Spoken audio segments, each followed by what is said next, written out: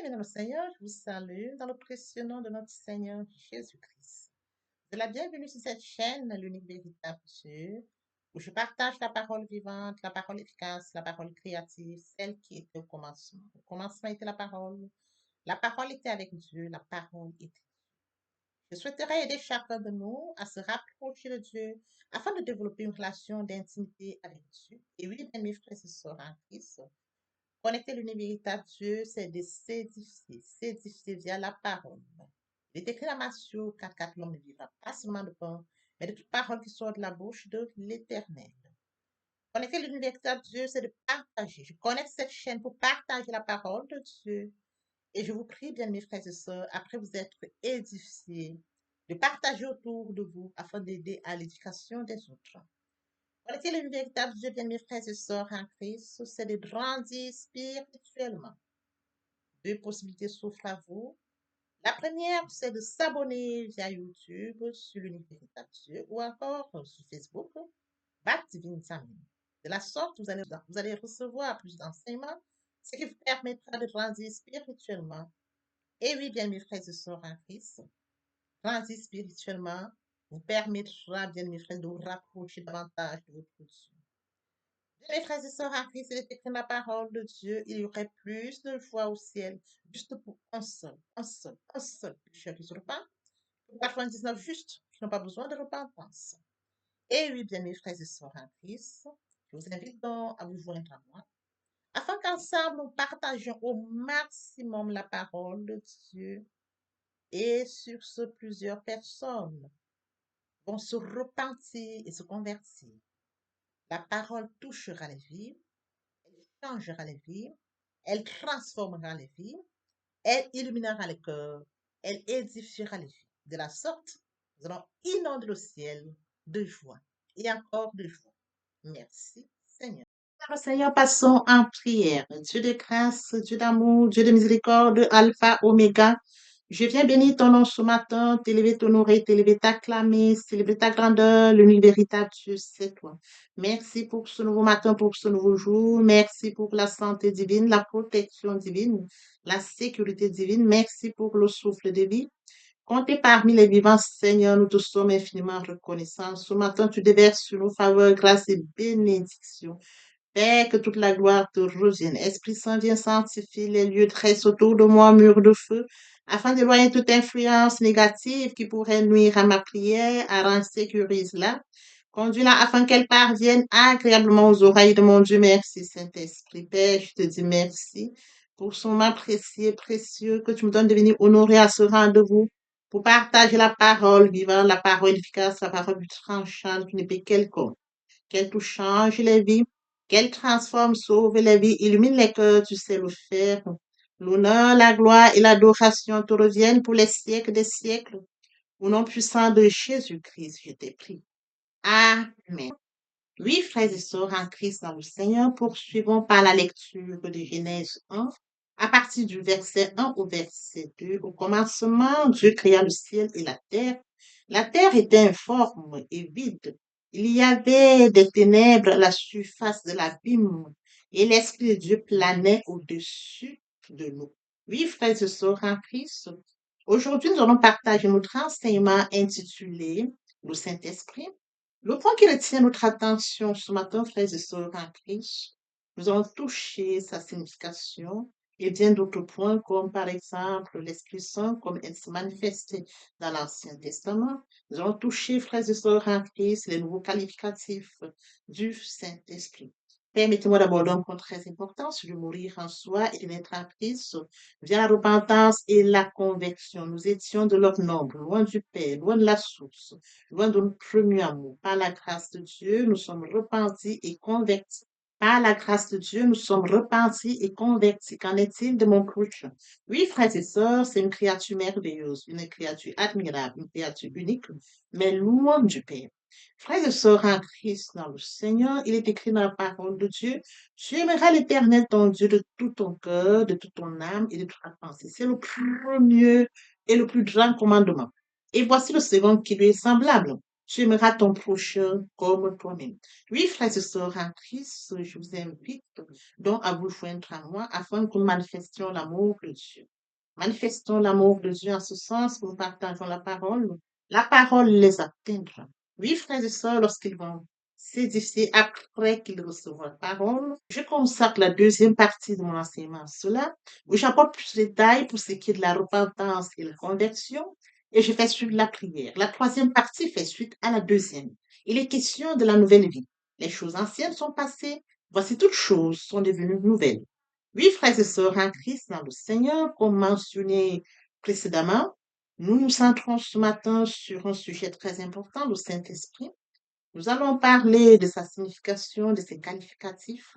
Et oui, frères et sœurs en Christ, la façon dont le Saint-Esprit se manifestait dans l'Ancien Testament. Et frères et sœurs en Christ, je voudrais que nous revenions un peu plus sur les thématiques que nous avions abordées précédemment, bien depuis le début de l'année. Au début de l'année, nous avons abordé la première thématique qui portait sur la méditation. Nous avons connu un Dieu qui nous a aimés. Le premier Dieu nous a créé à son image. Dieu nous a aimés le premier, il nous a créé à son image, à sa ressemblance. Frères et sœurs en Christ, Dieu nous a aimés le premier, il nous a créé à son image, à sa ressemblance. Il a mis à nous des dons et des talents. Dieu se glorifie au travers de nous. Oui, frères et sœurs en Christ dans le Seigneur, nous sommes allés chercher ce Dieu grand, ce Dieu bon, ce Dieu juste. Nous sommes allés chercher le Dieu qui détient, qui a le calendrier de notre vie, la raison pour laquelle il nous a créé, la mission sur notre terre, notre mission sur terre. D'où la première thématique, la méditation. Pendant que nous y allons, nous avons, frères et sœurs en Christ, reçu la parole par la foi. D'où la deuxième thématique.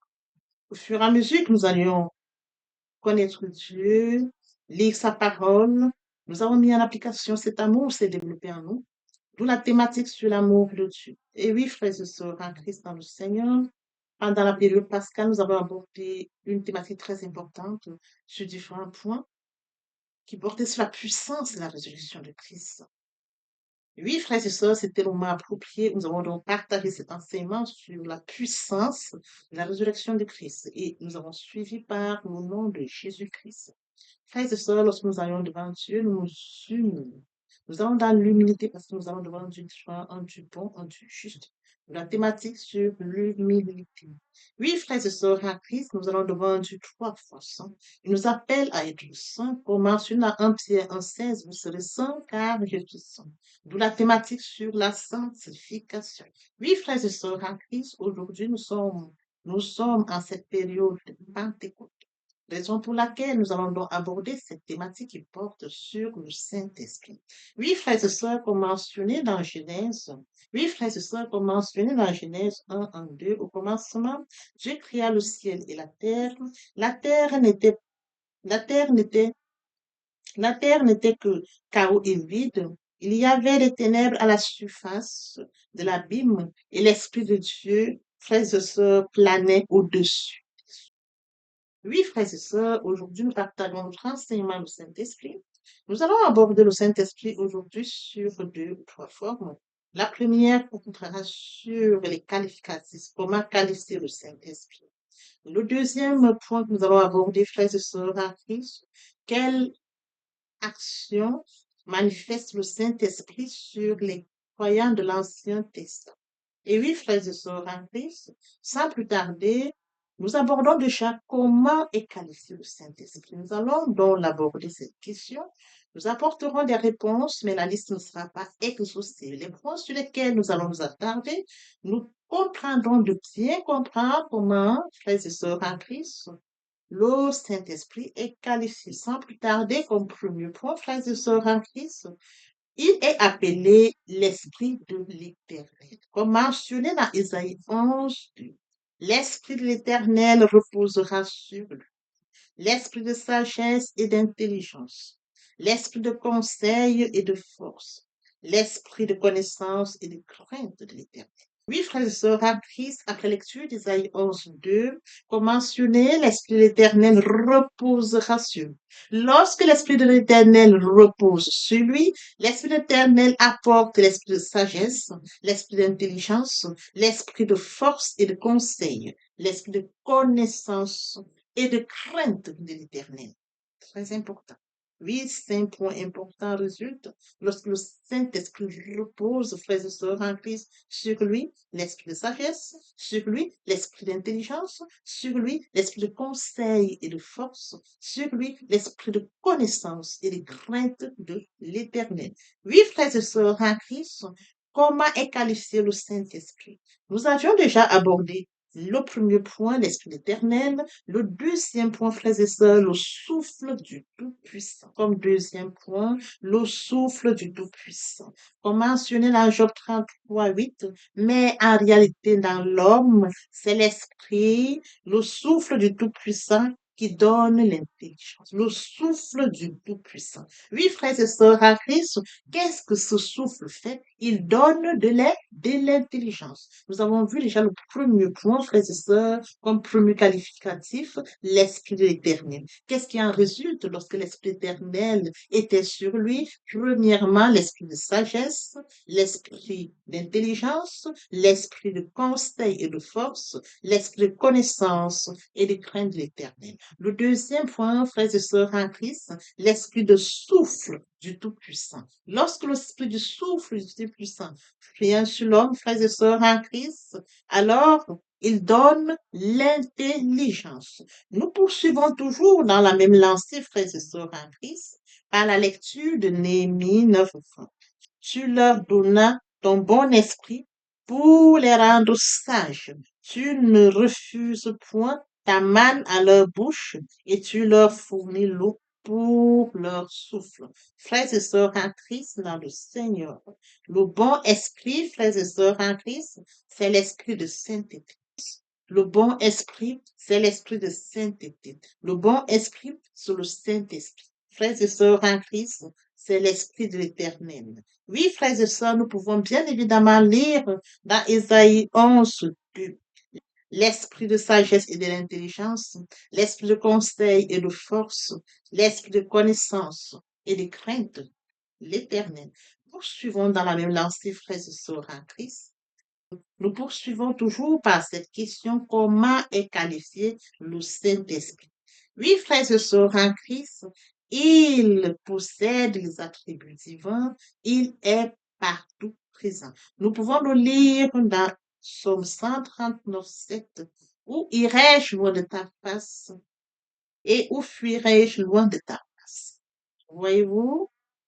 David demande où est-ce qu'il fuirait loin de la face de l'Éternel, où est-ce qu'il ira loin de son esprit. Nous pouvons bien évidemment lire dans Zacharie 4, 6. Alors il reprit et me dit, alors il reprit et me dit, c'est ici la parole que l'Éternel a adressée à Zérubabel. Ce n'est ni par la puissance, ni par la force, mais c'est mon esprit, dit l'Éternel des armées. Il rappelle à Zérubabel que ce n'est ni par la force, que ce n'est ni par la puissance, mais c'est son esprit.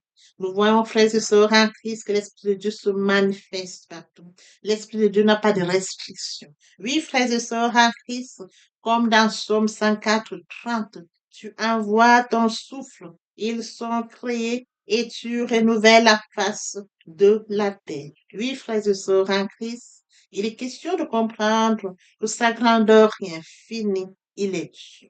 Frères et sœurs, dans Ésaïe 43, qui a sondé l'Esprit éternel et qui l'a éclairé de ses conseils.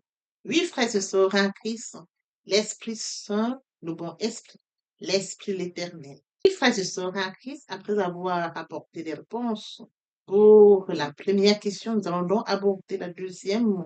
Quelle action manifeste le Saint-Esprit sur les croyants de l'Ancien Testament?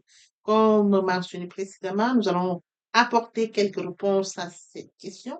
La liste ne sera pas exhaustive, mais les points sur lesquels nous allons nous attarder, nous serons riches en ce sens qu'elles nous permettront de comprendre la manifestation du Saint-Esprit sur les croyants de l'Ancien Testament. Alors, sans plus tarder, frères et sœurs en Christ, Joseph, il révèle l'avenir d'une manière précise.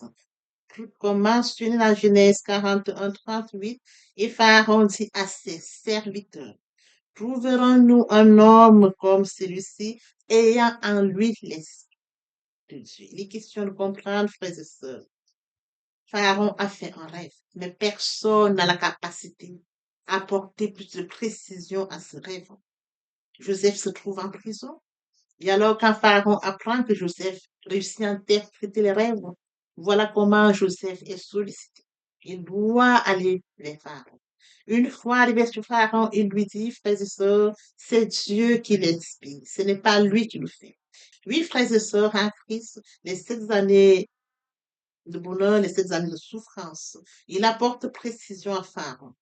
Les astrologues n'ont pas réussi. Son entourage n'a pas réussi. Les magiciens n'ont pas réussi. C'est Joseph qui a apporté les précisions à cela. Alors, raison pour laquelle, frères et sœurs, il pose cette question.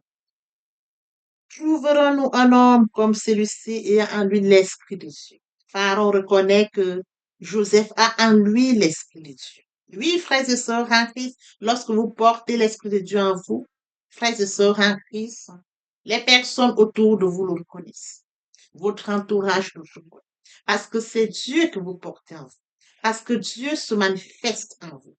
Et sœurs en Christ, dans le Seigneur, proclame toujours à la suite quelle est l'action du Saint-Esprit sur les croyants de l'Ancien Testament. Deuxièmement, il donne à Bethsaïda la capacité de fabriquer les objets d'art pour le tabernacle. Nous pouvons le lire dans Exode 31, 3. Je l'ai rempli de l'Esprit de Dieu, de sagesse, d'intelligence et de savoir pour toutes sortes d'ouvrages. Oui, frères et sœurs, l'Éternel l'a rempli de sagesse, il a rempli d'intelligence, afin que frères et sœurs en Christ, qu'ils puissent, n'est-ce pas, fabriquer des objets d'art pour le tabernacle. Il est question de comprendre que frères et sœurs en Christ, quand le Saint-Esprit habite en nous, il nous remplit de sagesse, il nous remplit d'intelligence, il nous donne la capacité, frères et sœurs, de faire des choses, parce que le Saint-Esprit habite en nous. Oui, frères et sœurs, il est bien évidemment écrit dans Exode 35, 31.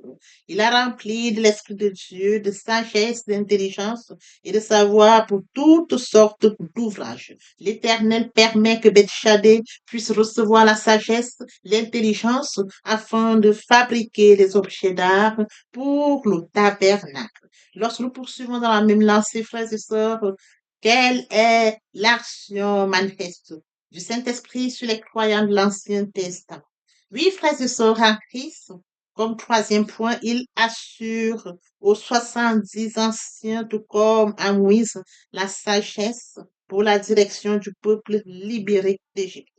Nous pouvons le lire dans Nombre 11, 17. Je descendrai et là, je parlerai, je prendrai l'esprit qui est sur toi et je le mettrai sur eux afin qu'ils portent avec toi la charge du peuple et que tu ne portes pas à toi seul. Oui, frères et sœurs, il va prendre l'esprit sur Moïse, il va le déposer sur les 70 anciens pour qu'ils puissent, frères et sœurs, en Christ, porter ensemble la charge du peuple, que Moïse ne ressente pas seul. Voyez-vous, frères et sœurs, en Christ, lorsque le Seigneur nous amène à une dimension, lorsque l'Esprit Saint habite en nous, l'Esprit Saint nous apporte la capacité, frères et sœurs, en Christ, de pouvoir recevoir la sagesse qui va nous permettre, frères et sœurs, de vivre dans ce monde, l'intelligence. Il nous donne, frères et sœurs, lorsqu'il vient à nous, cette sagesse, cette intelligence. Il met à nous des talents pour que nous puissions, frères et sœurs en Christ, via sa présence, pouvoir manifester, ou alors agir, ou alors pour des sujets ou des points sur lesquels il voudrait que nous intervenions. Oui, frères et sœurs en Christ, il a donc pris les 70 anciens, il a pris l'esprit qui avait sur Moïse, il les a répartis sur les 70 pour partager la charge du peuple. Nous pouvons bien évidemment, frères, Nombre 11, 25, 26, l'Éternel descendit dans la nuée et parla à Moïse. Il prit de l'esprit qui était sur lui et le mit sur les 70 anciens. Et dès que l'esprit reposa sur eux, ils prophétisaient, mais ils ne continuèrent pas. Il y eut l'un appelé Edat et l'autre Bédat, qui étaient restés dans le camp et sur lesquels l'esprit reposa, car ils étaient parmi les esprits, quoiqu'ils fussent point allés à la tente, et ils prophétisaient dans le camp. Voyez-vous, le Saint-Esprit dans l'Ancien Testament n'avait pas de limitation.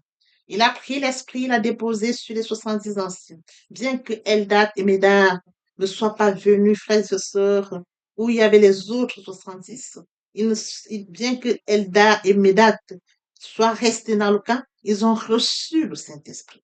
Voyez-vous, l'Esprit de Dieu n'a pas de limitation. Lorsque ceux qui étaient frères et sœurs en Christ, autour près de Moïse, ont reçu le Saint-Esprit, lorsqu'ils prophétisaient, les deux autres qui étaient dans le camp prophétisaient également. C'est pour que nous puissions comprendre que quand le Saint-Esprit se manifeste, quand Dieu dépose le Saint-Esprit, il n'a pas de limitation. Frères et sœurs en Christ. Oui, frères et sœurs, lorsque nous poursuivons par le quatrième point, via la lecture de Nombre 27, 18.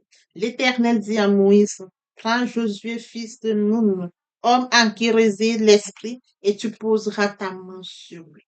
Frères et sœurs en Christ, il donne cette recommandation à Moïse qu'il faudrait qu'il pose la main sur Josué afin que Josué, fils de Nun, puisse recevoir le Saint-Esprit. Là, c'est la recommandation que Dieu donne à Moïse. Voyez-vous? Il est bien évidemment écrit dans Deutéronome 34, 9. Josué, fils de Nun, était rempli de l'esprit de sagesse, car Moïse avait posé ses mains sur lui. Les enfants d'Israël lui obéirent et se conformèrent aux ordres de l'Éternel et se conformèrent aux ordres que l'Éternel avait donnés à Moïse. Cet esprit déposé sur Josué, fils de Nun, oui, frères et sœurs en Christ, a permis en sorte qu'il puisse partager la charge de Moïse, permettant que les enfants d'Israël obéissent conformément aux ordres que l'Éternel avait donnés à Moïse. Frères et sœurs en Christ, lorsque nous poursuivons dans le lancé, il donne la victoire à Oniel, premier juge. Oui, frères et sœurs en Christ, dans Juge 3:10, il donne la force à ces juges. Oui, frères et sœurs en Christ, il est très important de comprendre que quand Gédéon dit que il est trop petit pour accomplir ce que Dieu lui demande, il reçoit l'Esprit pour répondre présent. Quand Samson est fait prisonnier, l'Esprit le saisit et il rompt ses cordes. Oui, frères et sœurs en Christ, l'Esprit Saint est présent dans le corps. Dieu les utilise. Dieu les utilise à la dimension et pour les raisons qu'il a déposé le Saint-Esprit en nous dans l'Ancien Testament.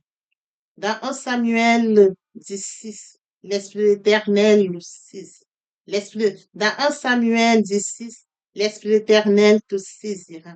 Tu prophétiseras avec eux et tu seras changé en un autre homme. Quand le Saint-Esprit vient en toi, tu changes. Parce que, frères et sœurs en Christ, l'Esprit de Dieu est saint. L'Esprit de Dieu est pur. Avant qu'il ne vienne en toi, le Seigneur te prépare pour que le Saint-Esprit qui va se manifester en toi puisse te changer. Lorsqu'on reçoit le Saint-Esprit, frères et sœurs en Christ, on subit un changement. Ici, nous pouvons bien évidemment lire dans 1 Samuel 10, lorsqu'ils arrivaient à Gilgal. Voici une troupe de prophètes vint à sa rencontre. L'Esprit de Dieu le saisit et il prophétisa au milieu d'eux. Le Saint-Esprit permet, oui, frères et sœurs en Christ, que ceux-ci prophétisent. Oui, frères et sœurs, la présence du Saint-Esprit active la prophétie. Dans 1 Samuel 11:6, dès que Saul eut entendu ces choses, il fut saisi par l'Esprit de Dieu et sa colère s'enflamma fortement. Le Saint-Esprit nous permet, frères et sœurs en Christ, de prophétiser. L'Esprit Saint se manifeste d'une manière à l'autre. Quand l'Esprit Saint habite encore, frères et sœurs en Christ, il se manifeste. Nous ne pouvons pas dicter au Saint-Esprit. Nous ne pouvons pas commander le Saint-Esprit. Mais le Saint-Esprit se manifeste comme il veut. Oui, frères et sœurs en Christ, lorsque nous poursuivons dans la même lancée, comment se manifestait le Saint-Esprit sur les croyants de l'Ancien Testament. L'Esprit, comme septième point, l'Esprit a dirigé David pendant son règne. Dans 1 Samuel 16:13, Samuel prit la corne d'huile, éloigné au milieu de ses frères. L'Esprit de l'Éternel saisit David. À partir de ce jour et dans la suite, Samuel se leva et s'en alla à Rama. Oui, frères et sœurs, une fois que David fut point, le Saint-Esprit le saisit. Et oui, frères et sœurs en Christ, l'Esprit de l'Éternel saisit David au milieu de ses frères parce qu'il a reçu l'onction de Samuel.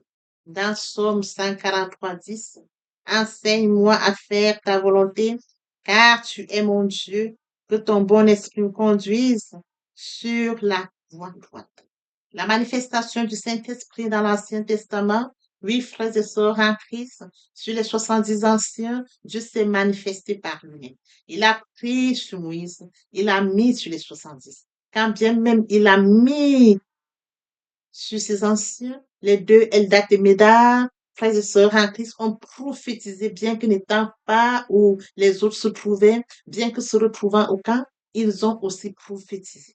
Oui, frères et sœurs, le Seigneur utilise Samuel pour oindre David parmi ses frères. À partir du moment où il reçoit le Saint-Esprit, frères et sœurs en Christ, il comprend que quelque chose se manifeste à lui. Oui, frères et sœurs en Christ, Samuel prit la corne d'huile. Samuel prit la corne d'huile, éloigné au milieu de ses frères, l'Esprit de l'Éternel saisit David. Frères et sœurs en Christ, dans le Seigneur, lorsque nous poursuivons dans la l'ancien, dans 2 Chroniques 20, à partir du verset 14, alors l'Esprit de l'Éternel saisit au milieu de l'assemblée Zacharie, puis de Zacharie, fils de Benacha, fils de Jaël, fils de Mattania, lévite, d'entre les fils d'Azam. Et Zacharie dit, soyez attentifs, tout Judas, habitants de Jérusalem, et toi, roi de Joséphat. Ainsi vous parle l'Éternel.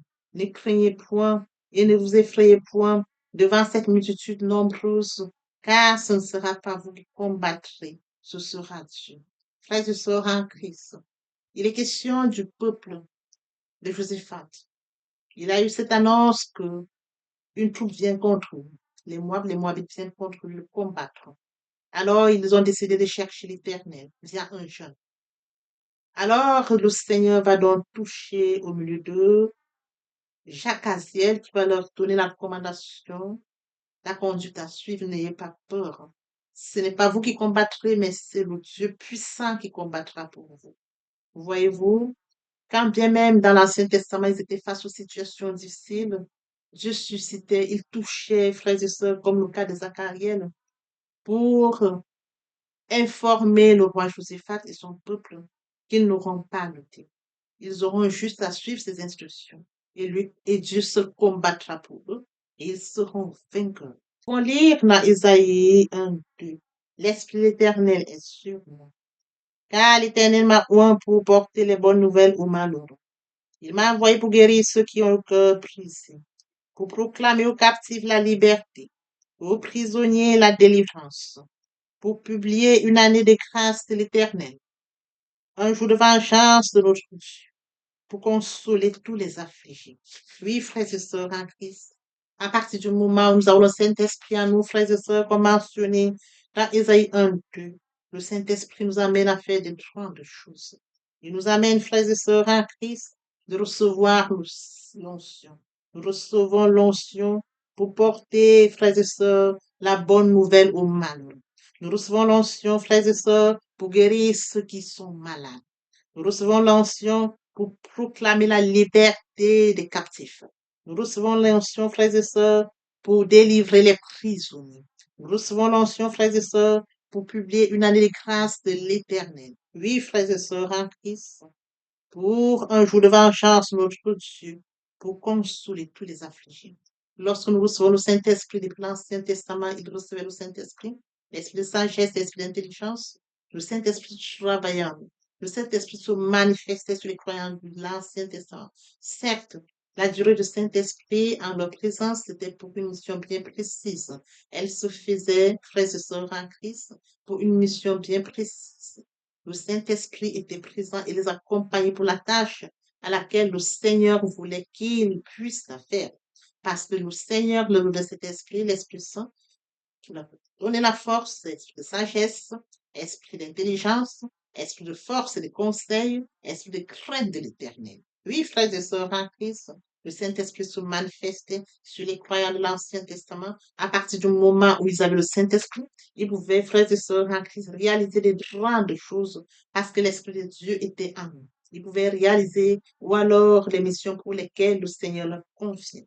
Oui, frères et sœurs en Christ, ils pouvaient bien évidemment toucher comme le cas de Moïse, il prenait l'Esprit en lui pour le distribuer sur les 70. Il pouvait envoyer Samuel pour oindre David. Oui, promis au Messie pour guérir, témoigner, libérer. Nous pouvons lire dans Isaïe 1, 2. L'Esprit éternel est sur moi, car l'Éternel m'a oint pour porter les bonnes nouvelles aux malheureux. Il m'a envoyé pour guérir ceux qui ont le cœur brisé, pour proclamer aux captifs la liberté, aux prisonniers la délivrance, pour publier une année de grâce de l'Éternel, un jour de vengeance de notre Dieu, pour consoler tous les affligés. Oui, frères et sœurs en Christ, à partir du moment où nous avons le Saint-Esprit en nous, frères et sœurs, comme mentionné dans Ésaïe 1, 2, le Saint-Esprit nous amène à faire de grandes choses. Il nous amène, frères et sœurs en Christ, de recevoir l'onction. Nous recevons l'onction pour porter, frères et sœurs, la bonne nouvelle aux malheureux. Nous recevons l'onction, frères et sœurs, pour guérir ceux qui sont malades. Nous recevons l'onction pour proclamer la liberté des captifs. Nous recevons l'onction, frères et sœurs, pour délivrer les prisonniers. Nous recevons l'onction, frères et sœurs, pour publier une année de grâce de l'Éternel. Oui, frères et sœurs en Christ, pour un jour de vengeance, notre Dieu, pour consoler tous les affligés. Lorsque nous recevons le Saint-Esprit depuis l'Ancien Testament, il recevait le Saint-Esprit, l'Esprit de sagesse, l'Esprit d'intelligence, le Saint-Esprit travaillant. Le Saint-Esprit se manifestait sur les croyants de l'Ancien Testament. Certes, la durée du Saint-Esprit en leur présence, c'était pour une mission bien précise. Elle se faisait, frères et sœurs en Christ, pour une mission bien précise. Le Saint-Esprit était présent et les accompagnait pour la tâche à laquelle le Seigneur voulait qu'ils puissent la faire. Parce que le Seigneur, le nom de cet esprit, l'Esprit Saint, qui nous a donné la force, esprit de sagesse, esprit d'intelligence, esprit de force et de conseil, esprit de crainte de l'éternel. Oui, frères et sœurs en Christ, le Saint-Esprit se manifestait sur les croyants de l'Ancien Testament. À partir du moment où ils avaient le Saint-Esprit, ils pouvaient, frères et sœurs en Christ, réaliser des grandes choses parce que l'Esprit de Dieu était en eux. Ils pouvaient réaliser ou alors les missions pour lesquelles le Seigneur leur confiait. Oui, frères et sœurs en Christ, ils pouvaient bien évidemment toucher comme le cas de Moïse, il prenait l'Esprit en lui pour le distribuer sur les 70. Il pouvait envoyer Samuel pour oindre David. Oui, tu es mon papa. Papa, je t'aimais. Papa, je t'aime. Oh, papa, je t'aime. Tu es. Voici où nous allons poursuivre les deuxième et troisième partie de notre enseignement. Partie riche importante pour compléter cette première pour notre édification. Sur ce, je vous prie dans l'oreille pour la suite. Merci, Seigneur.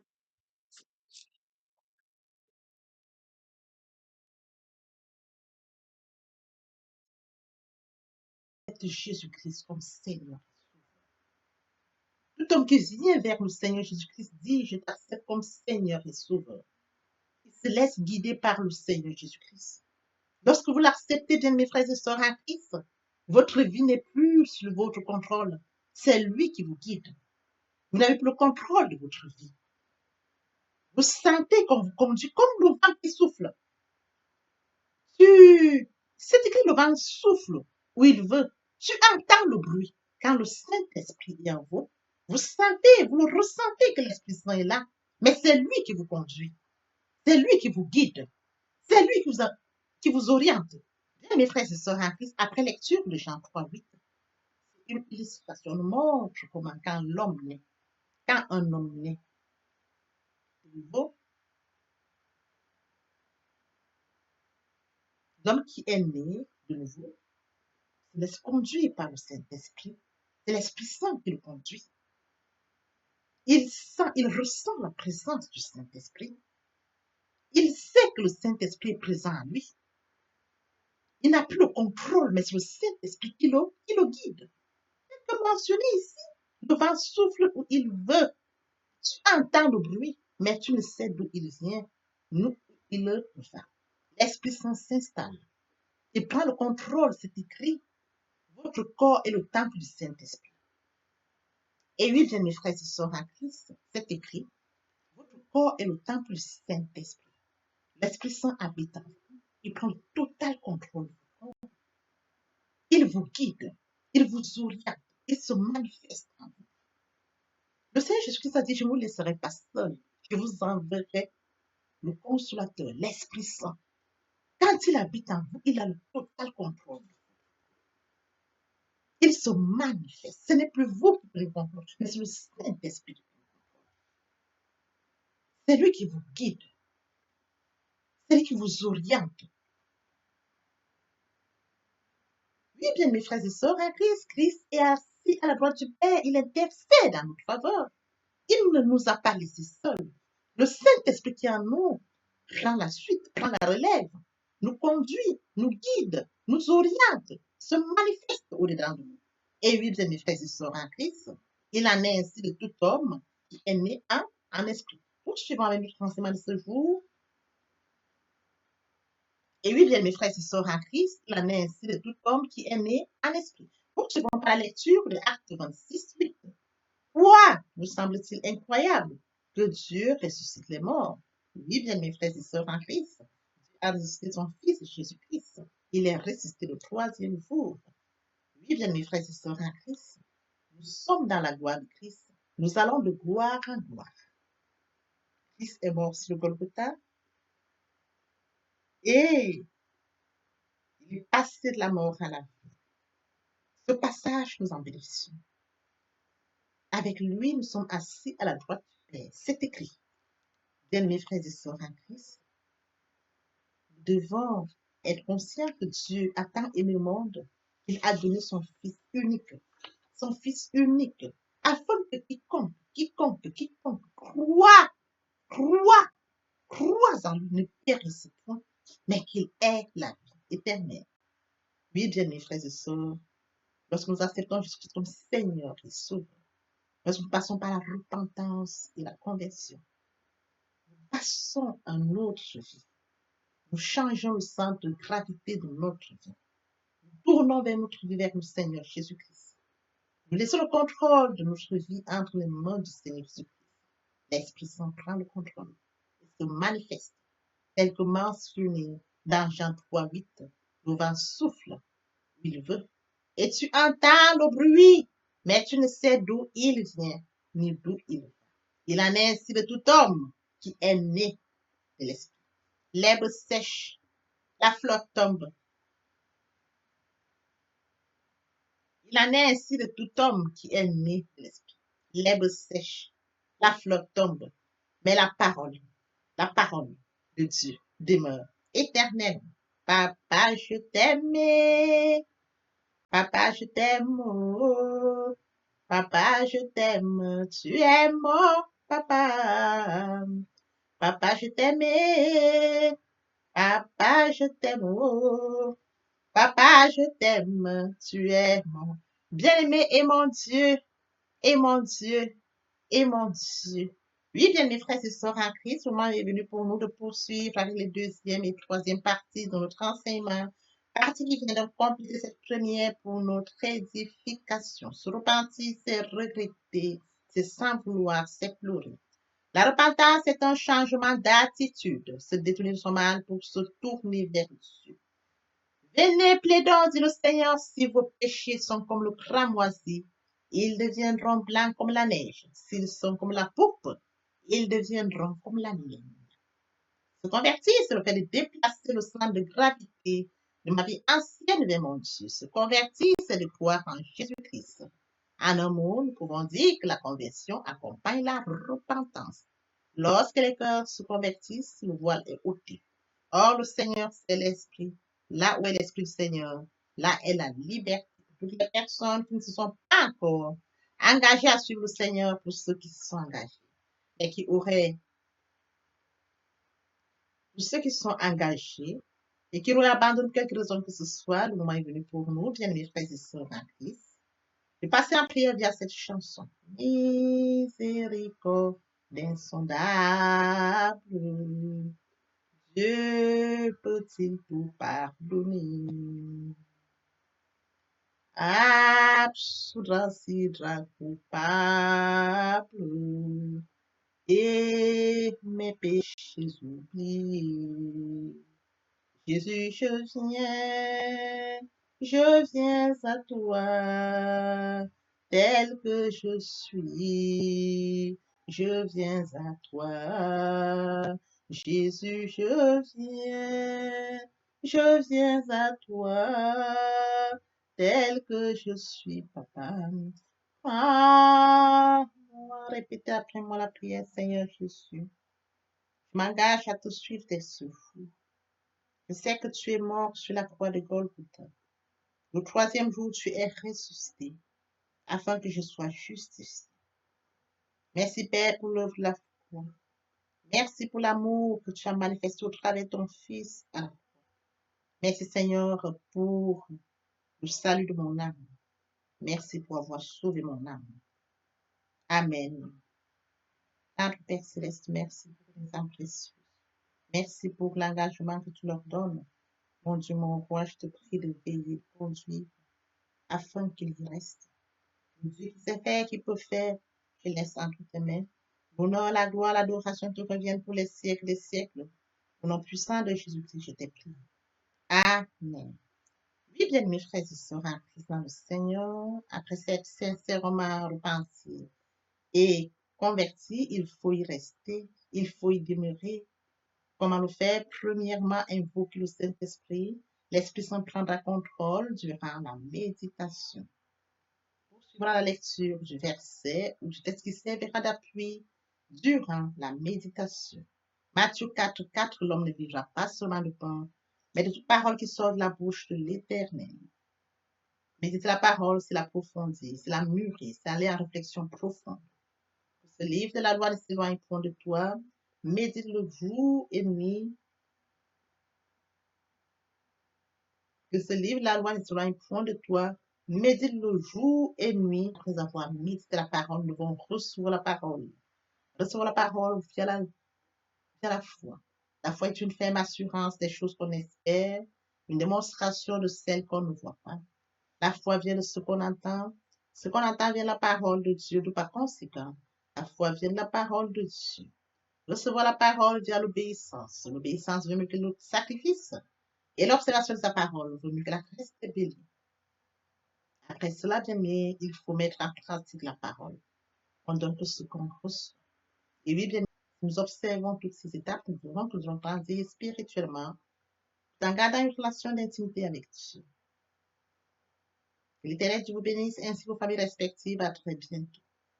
Amen.